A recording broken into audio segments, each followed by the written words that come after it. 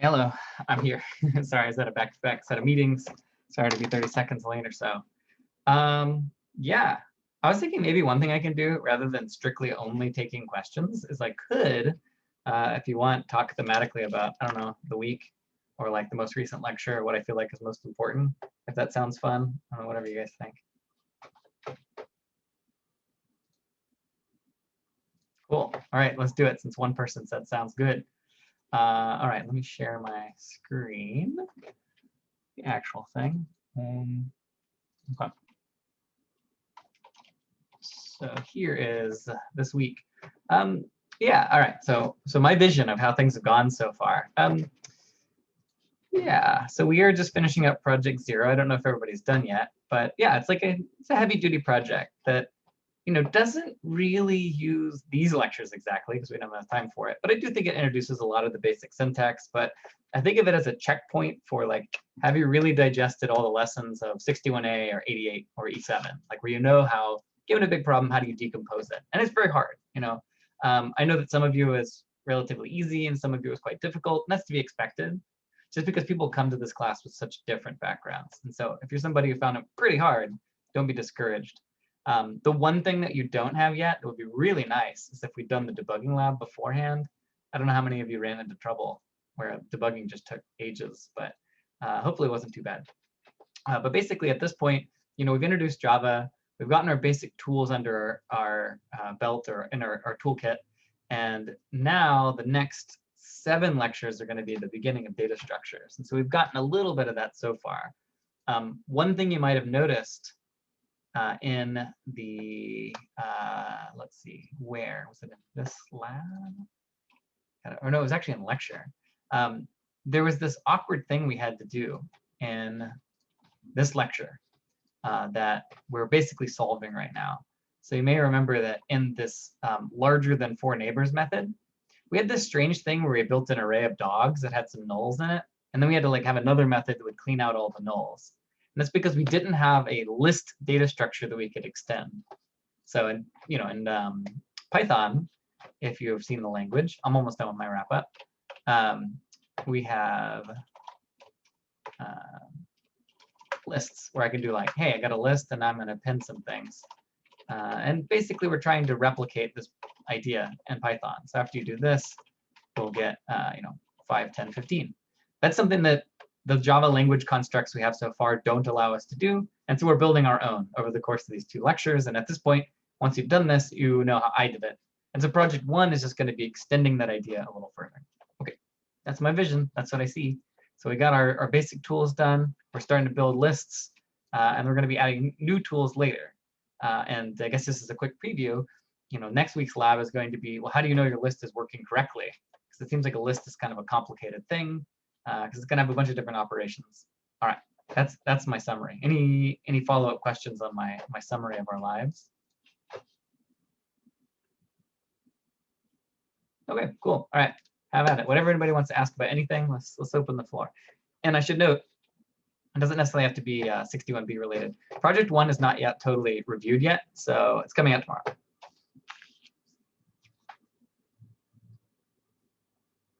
right, what do you got? All right, Rucha.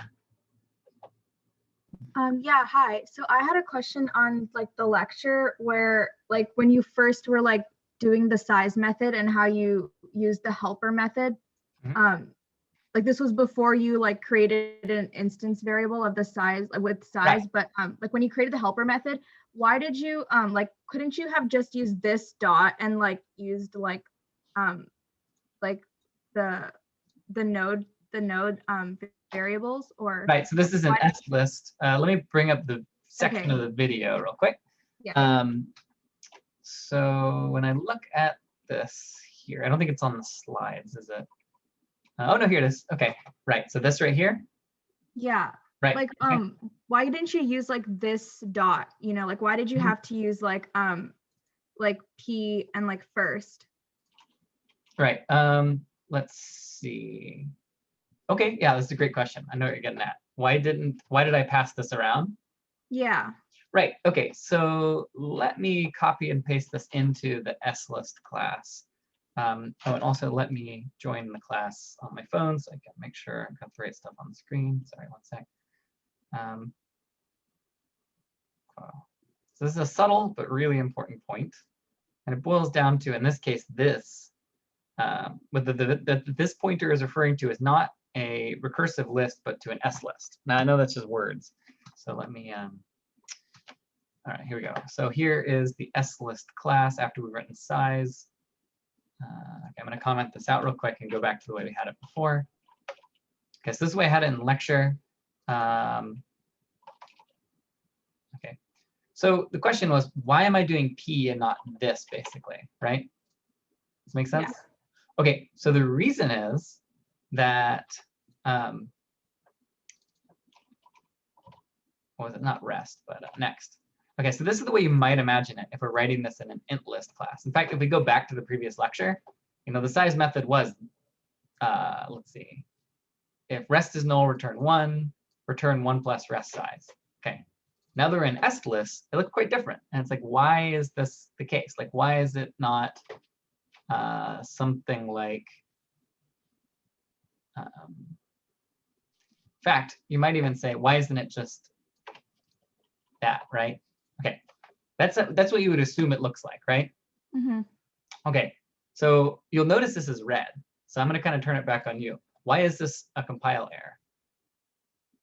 error? Because maybe like the current frame doesn't have like the whole, like it doesn't have like the first, like the int node that the variable first holds. Right. Okay. Yes. Because this, I mean, I guess like, what's the type of this? I think the type of this, it's the SLL list. It's not Right. holding like the int node. Right. So if we wanted to do this style of code where we're using this, where would this method need to live? Oh, that would have to be in the int node private class then. So this is another way of doing it. So you can this is perfectly reasonable to do. Size this next size, how it would be. And by the way, every time I'm putting this, it's just to be very clear about like me. You don't actually have to have it, but you can write it like this so that it's using me in the int node class. And in that case, so if we had that method inside of the int node class, how could we implement size in slist? You could just call the size method using the type int node first instance variable. Right, except in this case, I have the sentinel already. The sentinel, yeah. Yeah, sentinel.next.size, yeah, it would be like that. Yep, and so this is a third approach, and it's perfectly valid. The reason I don't do it is to avoid this int node class getting more complicated, but some authors of code may do this. So it's a different, we basically saw two ways to do it in lecture. One was, as we see on this slide, right, with this recursive helper method. The second way was using a size variable. But a third way would be to actually make the int node class, which is a naked recursive list, put a size method in there. Yeah. Great question. Love it. Yeah. Any follow-ups on this? No, thank you. Okay. All right. Zaina. Hi. So I had a question about the private keyword. Yeah. Can you ever make import statements private? So like if you wanted to, like if you didn't want outside users to know what you were importing from? Right, to know what you're importing from. Mm-hmm. Well, private is less about hiding something you're doing and more about not letting other people do a thing. Does that make sense? Like, let me try to, let me fix this code that I wrote. Okay. All right.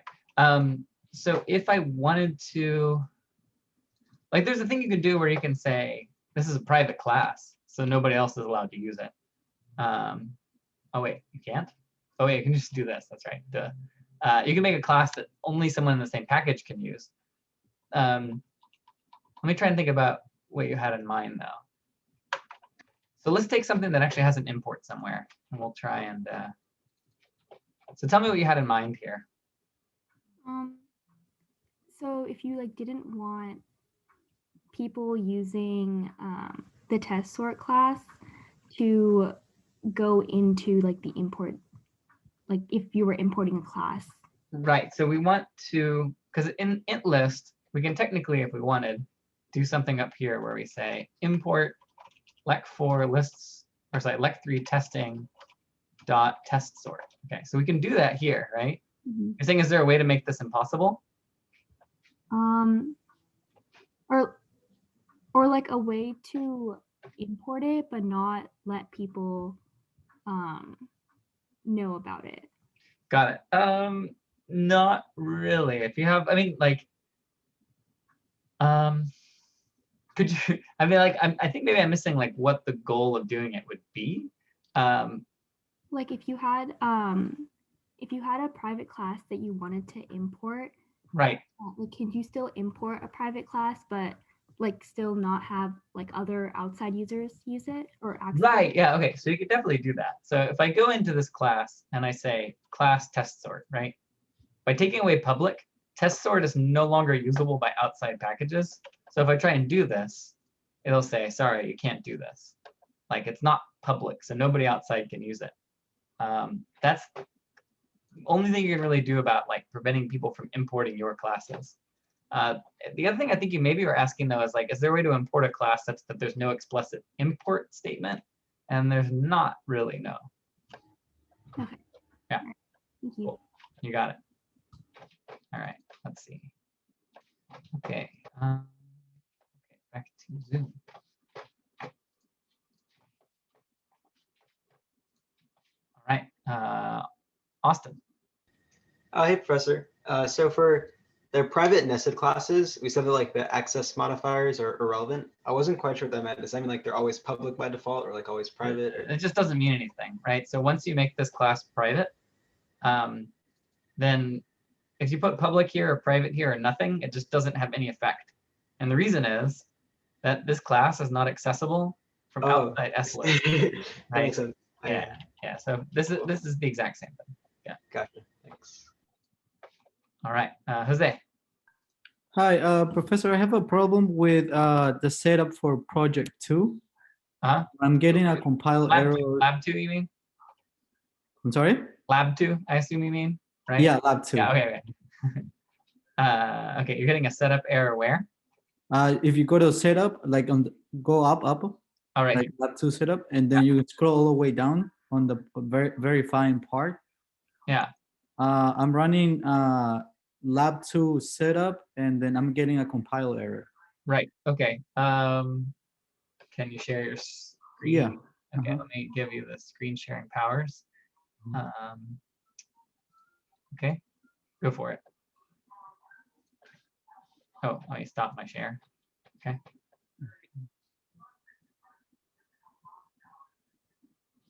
Can you see it? Yeah. Internal Java compiler error. Okay, that's interesting. Okay, let me do some Googling real quick.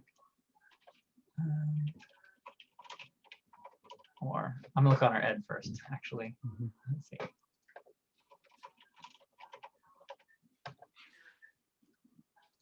Okay.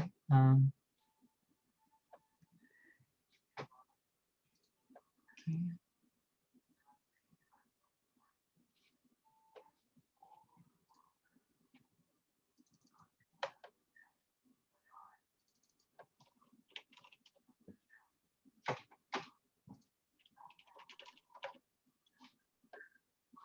Okay.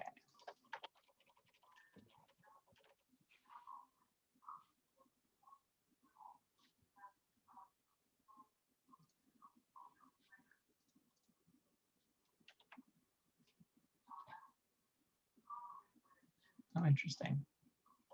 Okay. I see your ed post. And have you tried Arjun's suggestion? Yeah, I tried. Okay, I'm gonna get somebody who's dealt with this debugging issue more, because I could probably figure it out, but okay, one sec.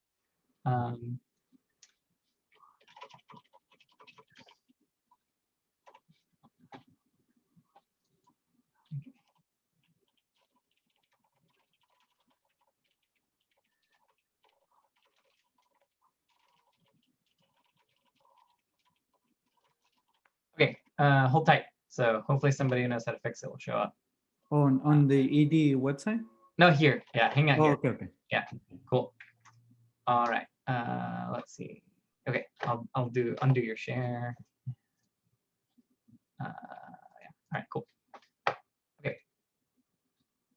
1 second. Okay, Rucha, do you have another question, or is that all? Yeah, I do actually. All right, bring it. So when you were making the size method faster by like creating like an instance variable that you just updated each time, like size increased. Yeah. What if you created an add to size method where instead of like manually like saying size plus equals 1, you would just call the add to size method in each of those places whenever Right. size would be updated? Like, would that be the same? Like, would that also make it faster?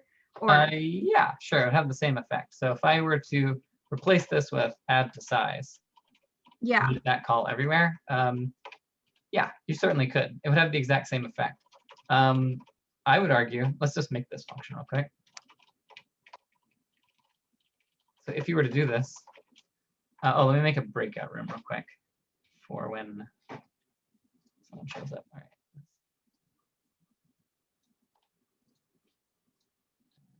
Stay open.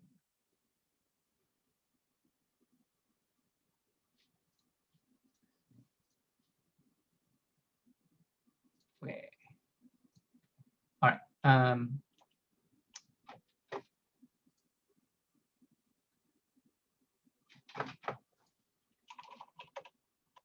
All right, cool. Arjun will come here soon. All right, so back to your question. So if you were to do add to size here, this will work perfectly fine. I don't really like it though. So do you want to guess why I don't like it? Because it would be more lines of code, I guess, because you'd be because you first have to define the method, and then you'd have to call that method in like the other methods, like add first and add last. Yeah, I mean, it's actually, what's interesting is like, it's not so much it's the number of lines of code. It's just that I don't feel like this one line helper method like does any. I mean, you could argue that this is a little more narrative, but I think this is just as narrative. Like, I think that it doesn't actually improve the code clarity at all. I see. Okay. How I would put it. Yeah, you could do it, certainly. Yeah. Yeah. It's a subtle thing, but yeah. I usually think of these methods as something I only create when I feel like it like hides some detail I don't want to be thinking about all the time. All right. Let's see. So by the way, there's a breakout room that you two should be able to join now. So if you look at the breakout rooms, I can put you in it. Okay, I'm sending you there. All right. Sorry, who was the person who had the error again? Me, like the compiler, right? Right. Okay, got it. Cool. I'll send you over. Okay, cool. Okay. All right, sweet. Okay, what's next?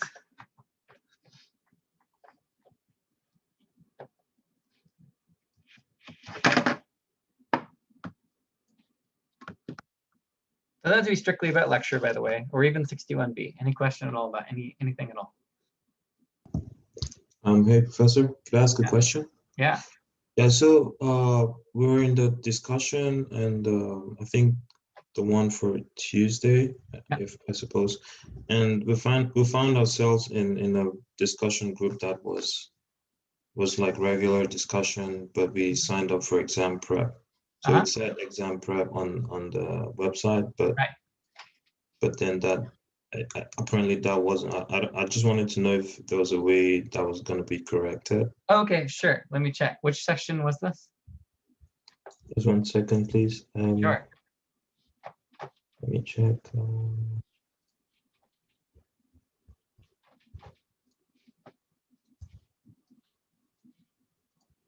Okay.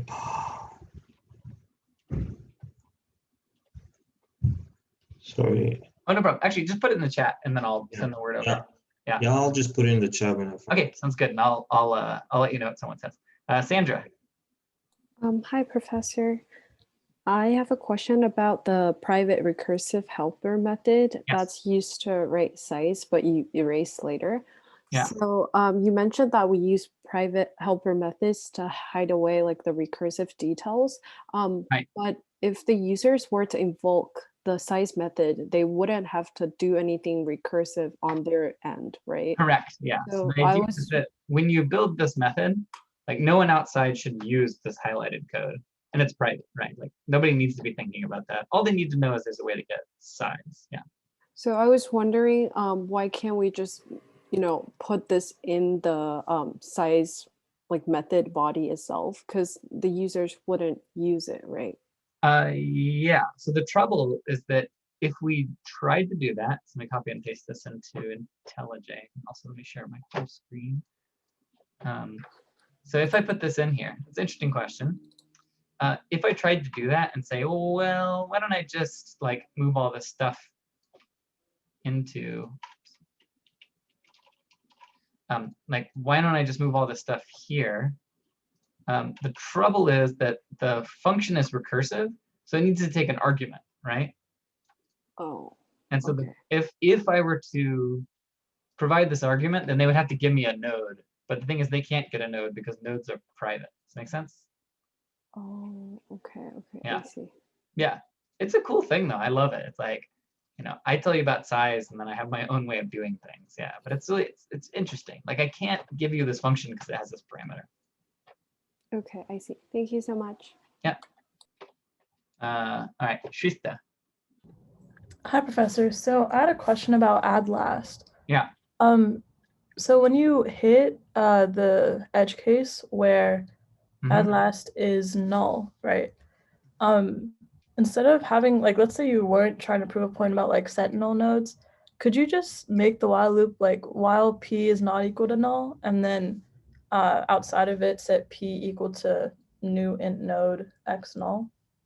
Let's see. Okay, so basically this add last method so you're asking the question in the context where we have the sentinel node idea or no? If we didn't have that, like, yeah, if we weren't using sentinel nodes. Okay, could sure. we have just, so let's try. I need to revert everything to the no sentinel node version. Maybe I should make a version with no sentinel. Put it in here. Okay, I'm gonna do it. Okay.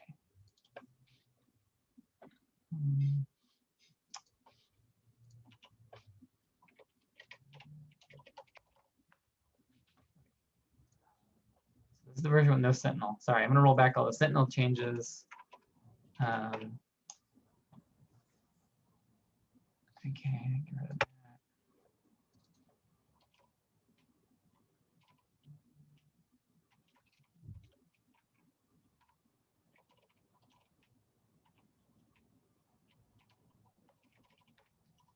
Okay, I got add first is first dot next.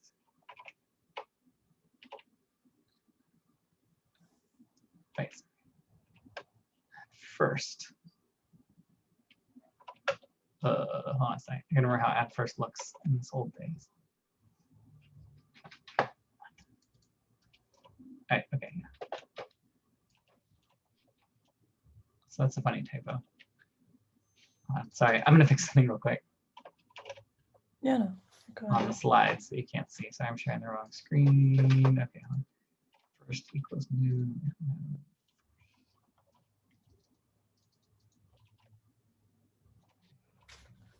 All right, so we got that.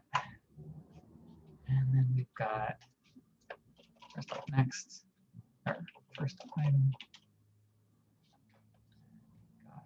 Add last, which is the thing we're about to change. Okay, cool. So then I'm going to grab the add last method as it was in lecture before we fix the bug.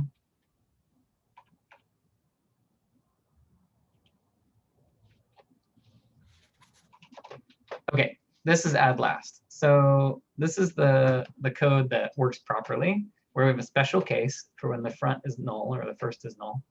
And so your question is, could we instead handle this more elegantly by doing something while p is not equal to null, right?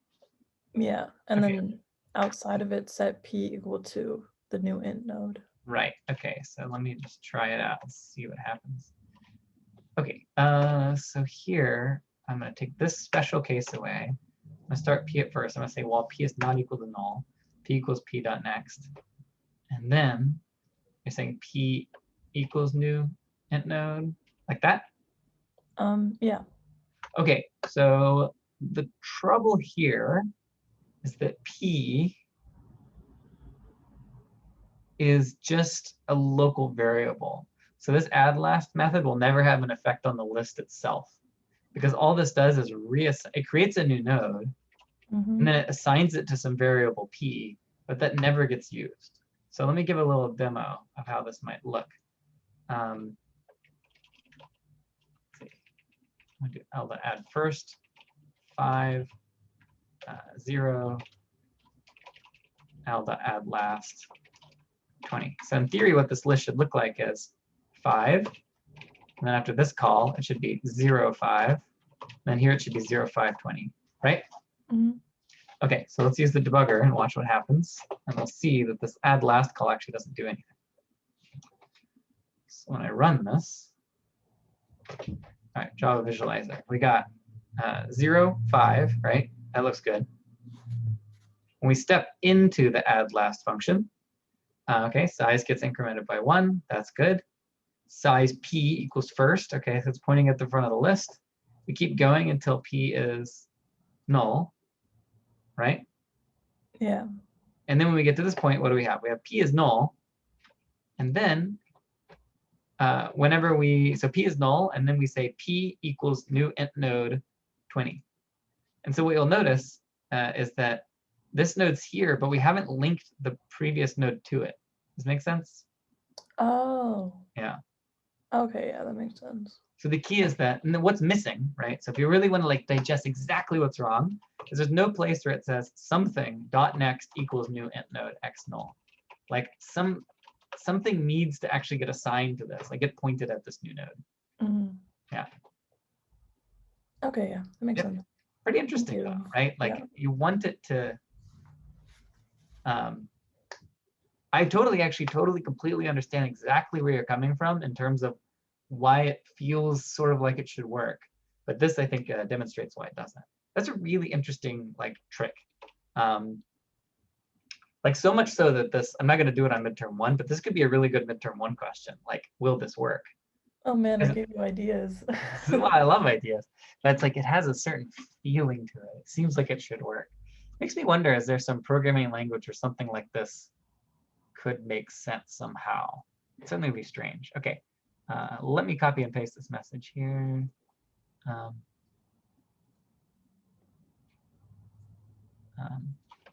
Okay, sorry, let me post on my Slack real quick.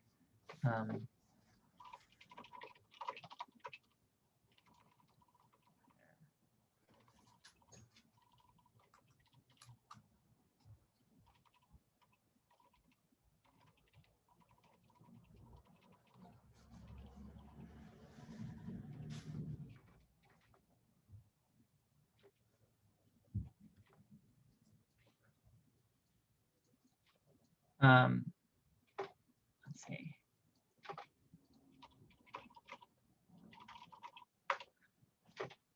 Okay, well, anyway, I reported the issue, but I think in the meantime, probably the 137, 132. Oh, wait, sorry.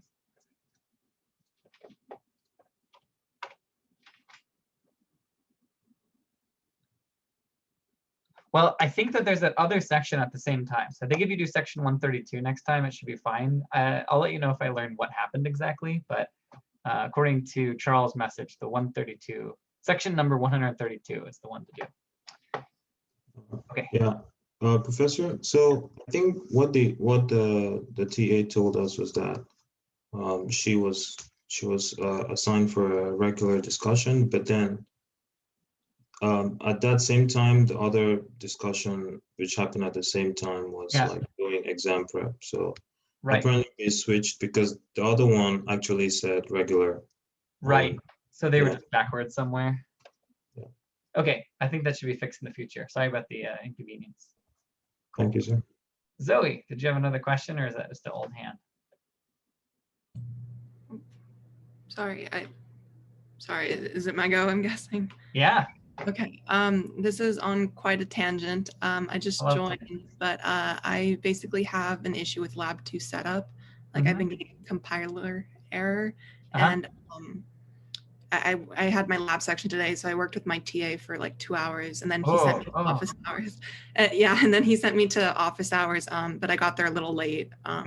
So is this the issue that says internal Java compiler error? Yes. Okay, so someone else just had that issue, and the issue is having Java 8 installed instead of Java 15 installed. Or maybe it's not installed, but picked. Okay. We went through all that. I reinstalled Java 15 and like changed all those settings, or like went through the settings on IntelliJ and stuff like that, and made sure that I didn't have any more Java versions on my computer nor in IntelliJ. Right. Okay.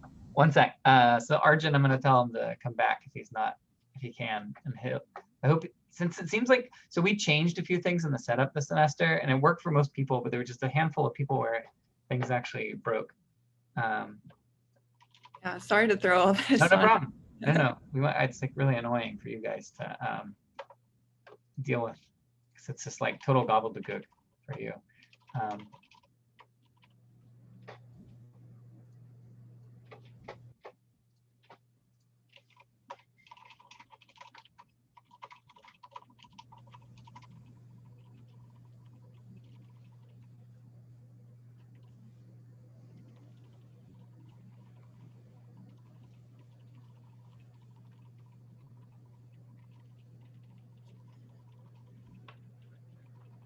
Okay. I think Arjun will be back shortly. I'll let you know. Okay. All right. Yeah. Cool.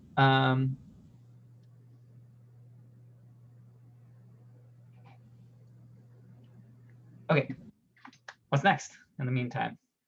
Anybody else have other thoughts or questions?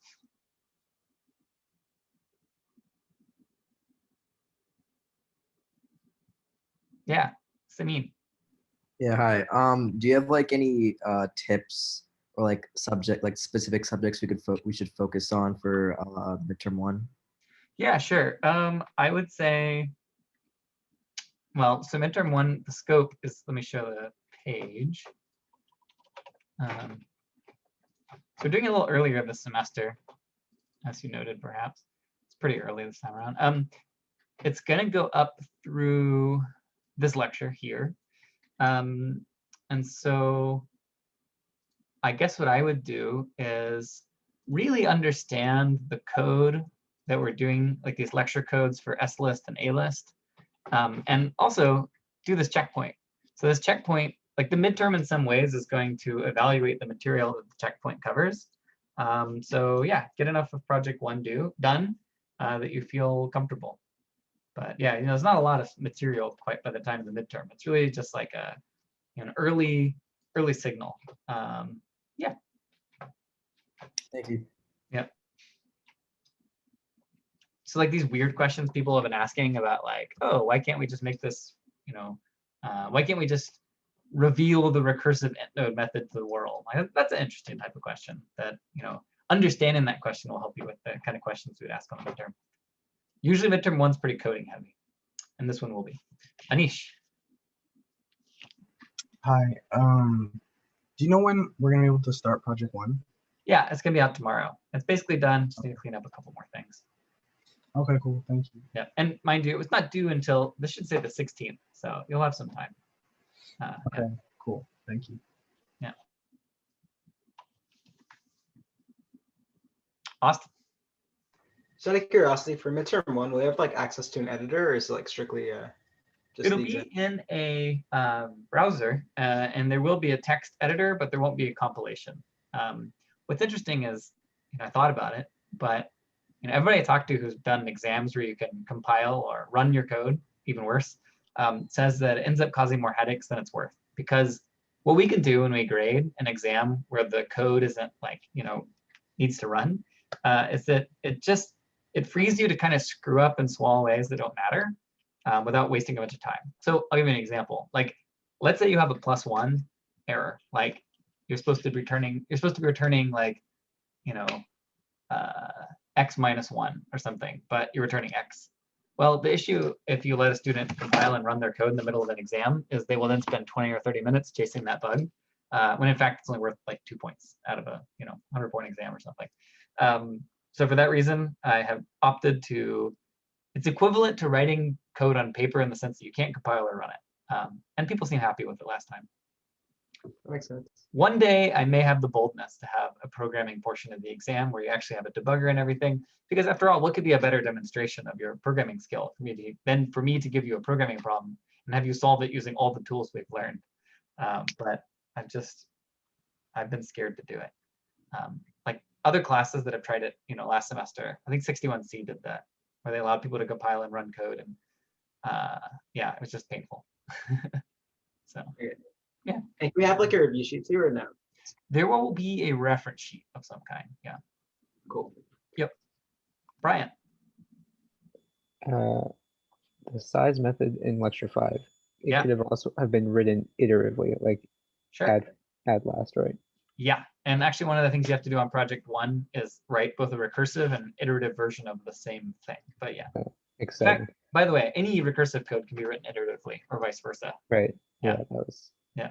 In fact, there's a mechanical way to convert any iterative code to recursive code if you use a special data structure known as a stack. Another thing, you said that we could not bind a static size variable to the naked linked list. Could you declare a static size variable that is shared amongst all? Right. So let's say we did such a thing. If we added a variable up here, oops, wrong one. So we could, in principle, create a variable, which I guess I'll call like global size or something. So you can, static. So if you create such a variable, it does truly exist and can be manipulated in various ways. And so what's your question about this? If we already did this for the S list, but for the int list, could you do the same thing? Oh, sorry. So in this way to do size here, you're saying? Yeah. Right. Okay, so it's an interesting exercise. Let's say you wanted to cache sizes in the int list class. You could. The tricky part is that it would need to be maintained very aggressively and inside of each node. So there's a couple ways you could do it. One is you could have a size here. But the trouble is that if you ever added to an int list, you would need to update all the sizes. Does that make sense? Yeah. Couldn't you make it a static variable? Right. Okay. So that's another idea. So let's do, I'll call it global size. There's two concerns with this. Let's just write it out actually and run the code. It'll be interesting. Why is it packaging it wrong? Right. Hold on. Just IntelliJ misbehaving. Okay, so let's say we do something like this. There's two concerns I have. Oh, we don't have an add method. Yeah, there's actually three concerns. Okay, let's try running the code.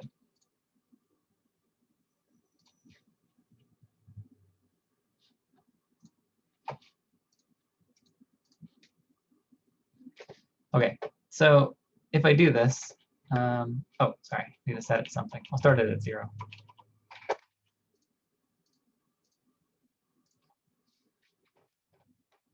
Okay, so if we make it a static variable, there are some issues. One of which is, I can't see, why aren't you showing up?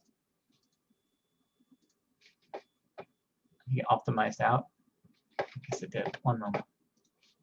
All right, the first thing is, when do you update the size? Because we're not actually calling an add last method, right? Yes, I forgot. So that's a little weird. But let's say we did it, right? So, it's just something I got to remember how to do. This is code that does in principle work. If I do this, okay, I would argue there are a few issues. Why can't I see global size, though? Why isn't it in my visualizer? I guess they won't show me my static variables. Okay, well, there it is. The size is 3. Now, the issue is, I would argue that while the size of this list is 3, like you might say, actually, the size of this list is 1, because it's a recursively defined structure. Like the size of this list is 1, this one's 2, this one's 3. So that's another concern. There's actually yet another concern, which is that if I do L2 equals new int list 10 null, like if I have multiple int lists at once, then it's gonna, if we have some global size, then the global size is going to get, like it's gonna add those two together. So it's gonna say the size is 5. Right, so that's like, you can't really have a size for all possible int lists. Otherwise, you'll just end up with like a number that's the total number of int list nodes in the whole universe. But you can have different S-list instances, right? Yeah, you can have different S-list instances, but you can't have different int list classes. Like there's just one variable for the class no matter what. I completely forgot that int list did not have add method after watching lecture 5. Yeah, totally. No, it makes sense. There's actually a number of cascading issues that will get you. But I guess the cleanest one, yeah. Someone asked, what if you make it non-static? Well, let's just call it size. You could do this, but then the issue of updating is a little tricky. So let's take away global size.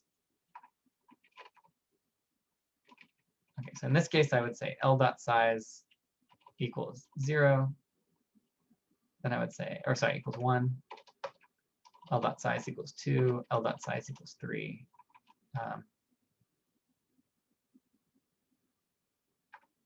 You can already see that it's a little strange, but let me just show this. Okay, so if I run this,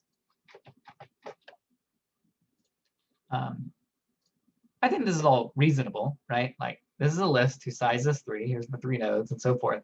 But the problem was that updating these sizes is a big pain. So if I were to, I don't know, remove this middle node, then I need to update this size here, right? It's like there's just a bunch of different size variables that all need maintaining in a separate location, and the code is tricky. And also I kind of cheated here. Like I said, L.size equals 2. I guess what I'd really need to do is say like old size equals L.size, L.size equals, I'll call this like parents, or like, yeah, old size. Like this is just, this code reads ugly. It's like hard to manipulate. You can make it work, but it all feels like a hack. This is just nauseating to read and look at. So I don't like it. Okay, one sec. Let me go back to my Slack and see.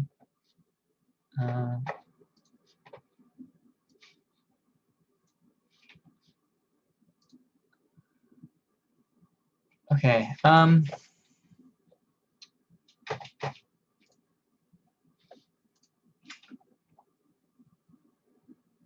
right. Well, let me try something then. Since nobody's asking questions. All right, Zoe, I'm going to let you share. Do you mind screen sharing?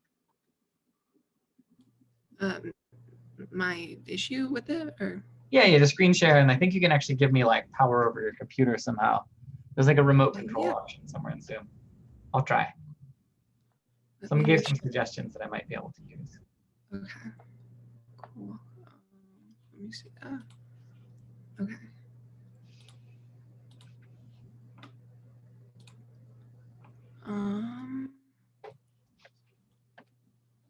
Okay, so somewhere there's some option where you can like give me control.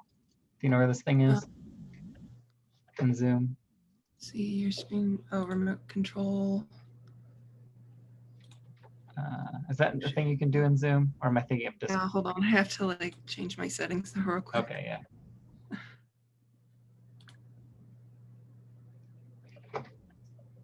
Oh, request remote control. There it is. Okay, there we go. Sure. Okay, cool. All right. How do I get to settings? All right. Nope. That's all right. It's Max. I don't remember how to like do anything. Hey, Josh. Yeah. Oh, hey. There you are. Yeah. Cool. You want to do this? I'm kind of curious. We'll get a screen share of it. Arjun, can you request control of this screen? I'm going to make you a co-host. Okay. Let's do it live. Okay. Okay, now request remote control from Zoe up top. I think I got it. Yeah, okay, good. So what, when you run it, it just doesn't work? Yeah, it gets internal Java compiler error. Okay, and you updated to Java 15? Yeah. And I also read your post on Ed as well, and I tried that and it didn't work. Interesting. Okay. This Palm madness. I know. I actually reached out to the 186 staff. Yeah. I know, like, for a fact they must. Can you share your entire screen with me? Like, Yeah, hold on, let me, yeah. I reached out to the entire. I reached out to 186 staff because like they must have dealt with this too. Mhm. And it seems like only like a subset of students are dealing with this. So I'm just like wondering like what exact, because like it seems like the issue is it's not with the palm. It's like some like weird.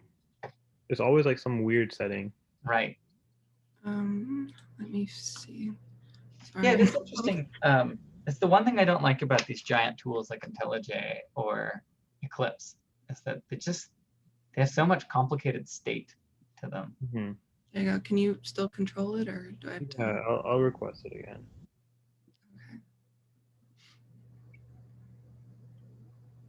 Okay. Awesome. Yeah, now I have control of the Oh, okay. That's what I was looking for. Yeah. All right. I'm curious. So, project structure. Okay, it looks like it's 15, Java 15, right. which is fine. Yeah, that was my one trick I had in mind. Well, there's language level 9 though. Is that weird? Look under modules. Like, should that language level be something else? That should be fine. I don't think it should be. Yeah. Like, sure, let's just make it 14, or yeah 14. Apply. Okay. And there's like one more. We'll try running it. I'm just curious. I don't think that fixed it, but yeah, I don't think so either. Do one. We can see. One thing I also want us to check is. Right. Oh, it worked. Right? See that? Okay, so it's just yet another place for the Java language level was set. Hold on. Right. Okay. Well, but this was module language level. This wasn't project language level. Okay, but like I've like read like multiple articles online now. Right. And like this should fix that. Mm-hmm. Oh, is this an old version of the Palm? No. I'm updating it like as we speak. Like I'm just testing this out. Right. Okay. Like the whole new module functionality. It's interesting because it's like I faced this issue once with a different situation involving Java modules, and it's just like. No, but mine is 9. Mine is 100% 9. Yeah. And it's like let me change it back to 9 actually. Right. Yeah, I want to see it break. Let me change this back to 9. And also like the error is so vague. Right, I know. Like it's just like irritating. Right. Internal Java compiler error is not very useful. Now watch. Oh, it's replicated. Okay, now let me reload the Palm. Okay. I want to see if this 0.14 stuff like changed Yeah. Maven. Reload the project. Okay. Sync. Target. My guess is it will not work. That's my prediction. It worked. I was wrong. Okay. All right. Well, I guess we're changing this to 14 for everybody. Yeah. Let's go. Okay. Why was it 9 out of curiosity? Because it was 9. It worked when it was 9 for me. It worked. It worked for everybody on staff, and it worked for a lot of students. And I guess like it's not working for some students. So I guess I'll just change it to 14. Okay. Are we gonna run into any issues since technically we have Java 15 installed? I don't think so. Like as long as you're not giving people jars that were compiled in Java 15. No. Because if that happens, like, well, we'll know it. We'll get that thing that says like major something minor. All right. Yeah. Let's do this. Let's do this. Ready? Well, the danger with changing it to 15 is probably a few % of our students are running Java 14 because That's they true. installed it using the old Windows directions. So I think 14 is the smarter plan. We'll know instantly. Like if there's any issues where we give them a jar that's compiled under 15, we'll know. Like, Okay. Yeah. That's fair. So Cool, then, cool. yeah, we just got to make sure everybody's running Java 15, right? And I'll change this in the configuration. Java 14, you mean? Yeah, Java 14. Yeah, or higher, if Yeah, it's yeah, 14 or higher. All right, cool. Okay. Okay, Sweet. that's good that we have this fixed. Can you make a really short video explaining how to like repull and re-import everything for Java 14 and how to do the manual fix if the POM doesn't work? Yeah. And then just blast that out, because if Lab 2 is, when's it due? Soon, right? Yeah. Yeah. So we should get this out to people who are just waiting, like ideally in the next like 20 minutes. Okay, so a video. Yeah, that just shows people how to do it. Just like it's worth blasting the small handful of people, because like we had 2 people come to live Q&A, so I'm guessing there's another dozen or 2 dozen. And so even though for 1,000 people in the class it's meaningless, for those 20 people, it'll allow them to actually finish this today. Yeah. Yeah. Do you think like it would be worth giving extensions to people who get this internal Java? Yeah. Or we could just do like a blanket tomorrow for everybody. Keep it simple. That way we don't have to be like, if you have this issue. Sure. Oh no, well that's Itai, but we should probably give people some extra time. Yeah. The only reason not to do it is people, are there more labs today? Project Zero's due today too. Right. Yeah, I mean, it's not like people are gonna not go to lab now, though. That's my worry. Like if you tell everybody, hey, you get a extra day, people will skip lab, but there isn't really much lab left. So, all right, let's get Itai's sense of it. But I think it's okay to push back a day. Sure. And just say like yeah, it's intended for people who have lab setup issues, but if you need the extra day, then okay. How many people in the Zoom call had like the same issue? 2, but so I don't think we have more than a dozen people with this problem, but yeah. Okay. But there was at least a couple people on Ed who had been chasing it. Yeah, Cody.